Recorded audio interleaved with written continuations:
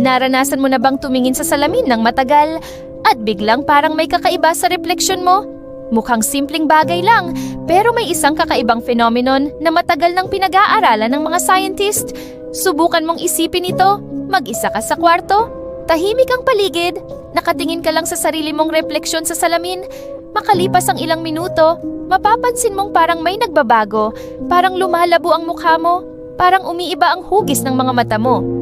At sa ilang pagkakataon, may mga tao pang nagsasabing parang ibang tao na ang nakatingin sa kanila mula sa salamin. Nakakatakot, hindi ba? Ang tawag dito ay strange face illusion. Ayon sa mga pag-aaral, kapag matagal kang nakatingin sa iisang bagay, nagsisimulang baliwalain ng utak ang ilang detalye na hindi nagbabago.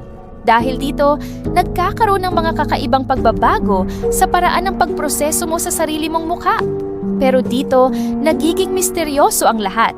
May mga taong nagsasabing nakakita sila ng mas matandang bersyon ng sarili nila. May iba namang nagsasabing nakakita sila ng mga mukhang hindi nila kilala.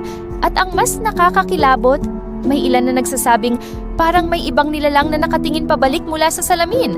Siyempre, naniniwala ang mga scientist na isa lamang itong ilusyon na nililikha ng ating utak.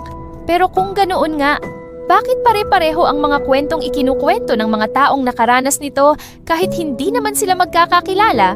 Hanggang ngayon, marami pa ring nagtatalo kung simpleng panlilinlang lang ba ito ng utak o may mas malalim pang dahilan.